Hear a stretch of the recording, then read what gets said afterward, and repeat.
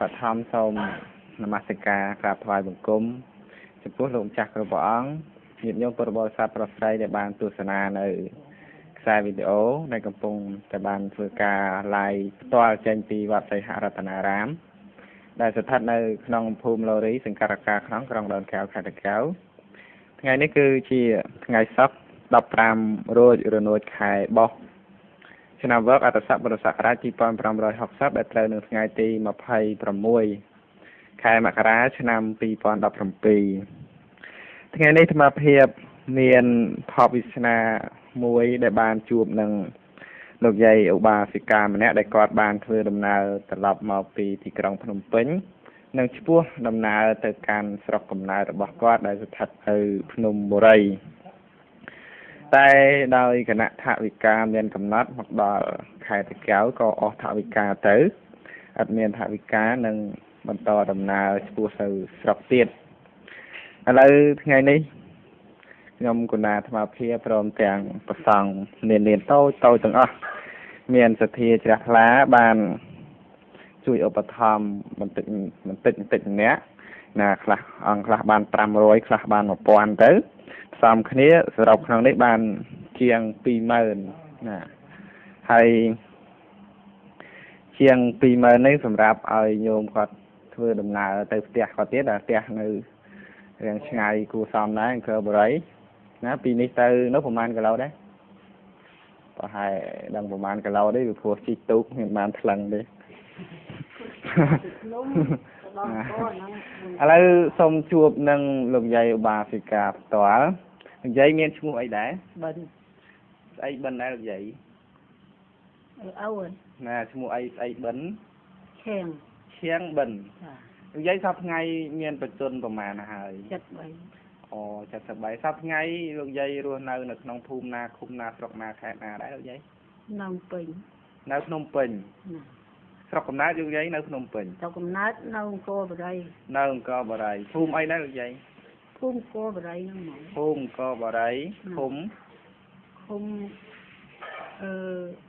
អីភូមិជលសាអង្គរបរិយណាមតែចាំបាទបរិយជលសានៅខេត្តតាកែវដែរហើយលោកយាយសប្តាហ៍ថ្ងៃរស់នៅជាមួយកូនឬក៏នៅជាមួយក្មួយជាមួយអ៊ំអីជាមួយកូននៅជាមួយកូនមានកូនប្រហែលអ្នកដែរកូនមានតែ2កូន2នាក់ហើយសប្តាហ៍ថ្ងៃកូននឹងចាំបីបាច់ថែរក្សាគេចាំកណាដែរប៉ុន្តែកណាធ្វើការទៅរហត់ទៅណាណាចេះថាស៊ីអីចេះចោលព្រៃពីយើងទុកអីយើងដាក់ម្ដុំទុកពេញលើក្រែទាំងអស់គេខាប់នឹងគេថាចឹងណាតែពេលនិយាយចឹងទៅយើងនឹងថារហត់ពេកហ្នឹងក៏មានចិត្តខាងហ្នឹងណាកូន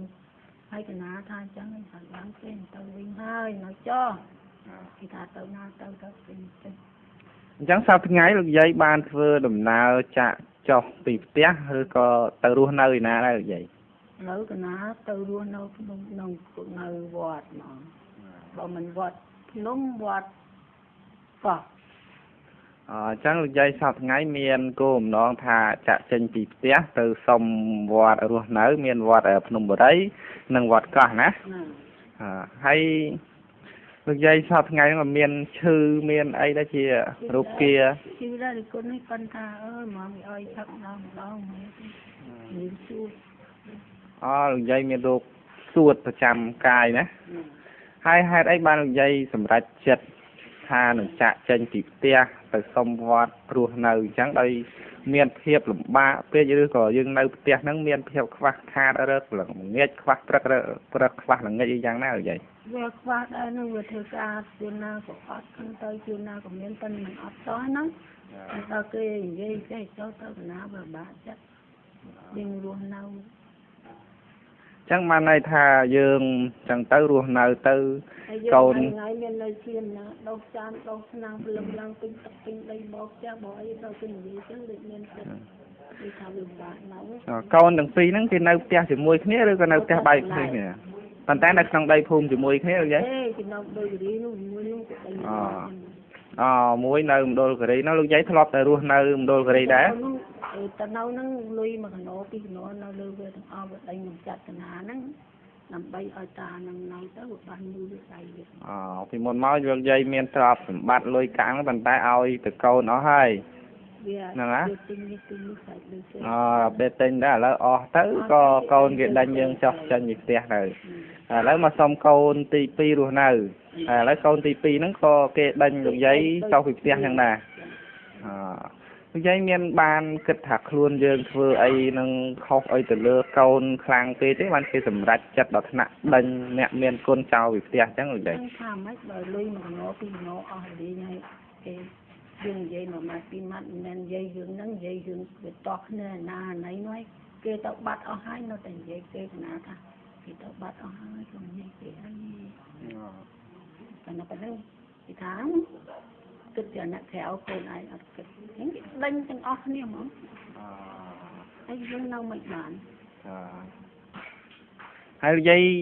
ចាក់ចេញពីផ្ទះមកដល់ថ្ងៃនេះប្រហែលថ្ងៃមកហើយដែរលោកយាយ អូ5ខែជាង អូលោកយាយចោះចេញពីផ្ទះ5ខែហើយកូនចៅមានបានស្វែងរកលោកយាយអីតាមរយៈការផ្សព្វផ្សាយឬក៏មានវិទ្យានេះអីណា យើងទេទៅណាទៅទៅ កូនគេមិនរើទេណាគេឲ្យយើងទៅណាទៅទៅ ទៅទៅ ហើយឥឡូវលោកយាយចង់ទៅផ្ទះវិញឬក៏យ៉ាងម៉េច ណាទៅនៅវត្តហ្មង ទៅ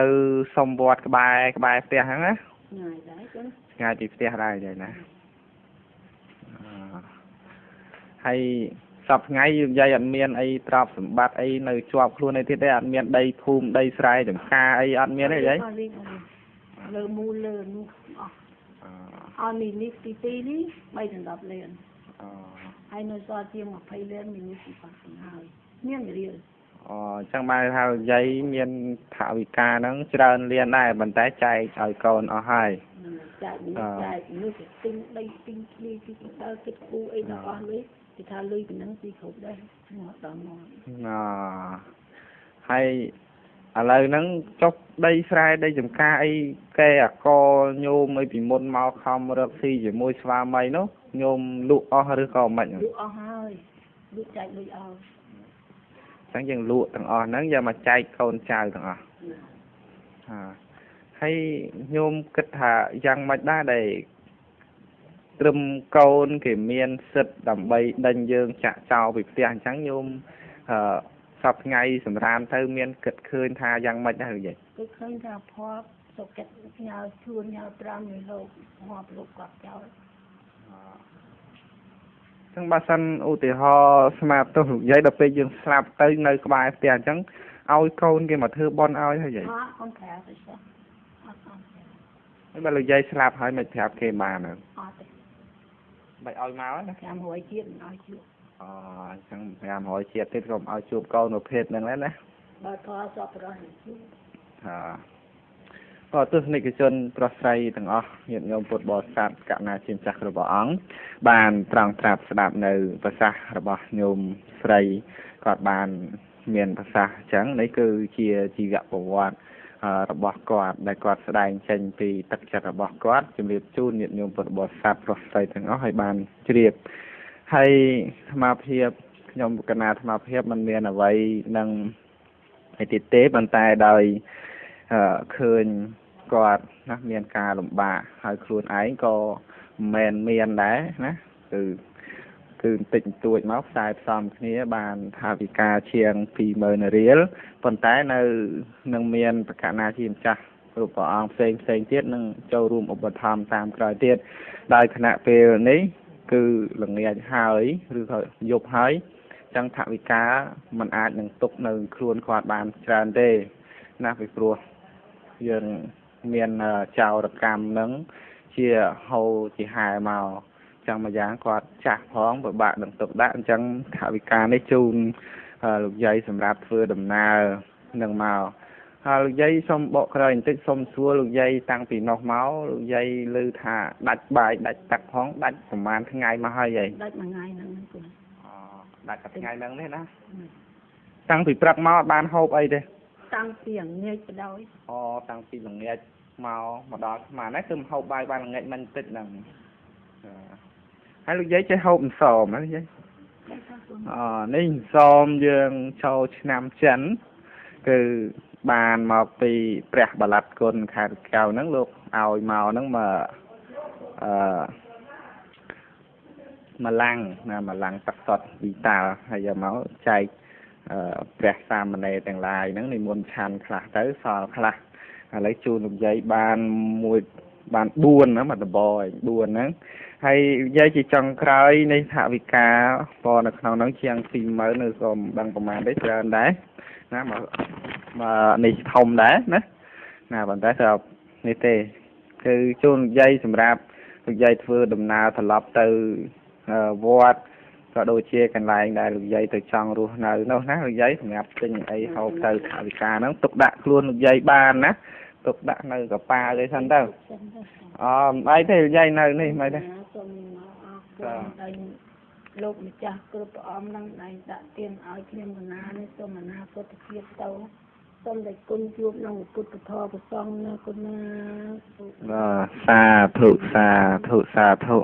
ហ្នឹងហើយជូនពរលោកយាយណាខំកើតជាតិណាកុំឲ្យជួបកូនដែលអសប្បុរសកូនដែលជាកូនមួយដែលមិនប្រកបទៅដោយធម៌នោះក៏សូមកុំឲ្យយាយជួបប្រទះអីទៀតឲ្យសោះឲ្យជួបតែកូនណាសប្បុរសណាចេះចិញ្ចឹមបីបាច់ថែរក្សាមើលថែមេដាបៃតាពេលចាស់ជរាទៅហ្នឹងអញ្ចឹងសូមយាយបានសុខភាពល្អអាយុវែងលោកយាយណាហ្នឹងហើយអញ្ចឹងសូមជាចង់បញ្ចប់សូមថ្លែងអំណរអគុណនិងជូនពរប្រគេនពរដល់ព្រះកណាជាម្ចាស់គ្រប់ព្រះអង្គជូនពរញាតិញោមពុទ្ធបរិស័ទទាំងឡាយសូមបានប្រកបតែសេចក្តីសុខសេចក្តីចម្រើនជួបនៅពុទ្ធពររបស់ព្រះទាំងឡាយ4ប្រការអាយុវណ្ណៈសុខៈពលៈសម្បត្តិទាំងឡាយ3មនុស្សទេវតាព្រះនិព្វានអវសានជាតិសូមឲ្យព្រះកណាជាម្ចាស់គ្រប់ព្រះអង្គញាតិញោមពុទ្ធបរិស័ទទាំងឡាយសូមបានរួចចាក់ទុកទាំងអស់គ្នាពីខ្ញុំព្រះកណាអាត្មាភិភិក្ខុគូណរកេតោហោហុចពីវត្តសីហរតនារាមខេត្តតាកែវសូមនមស្ការលាចម្រើនពរលា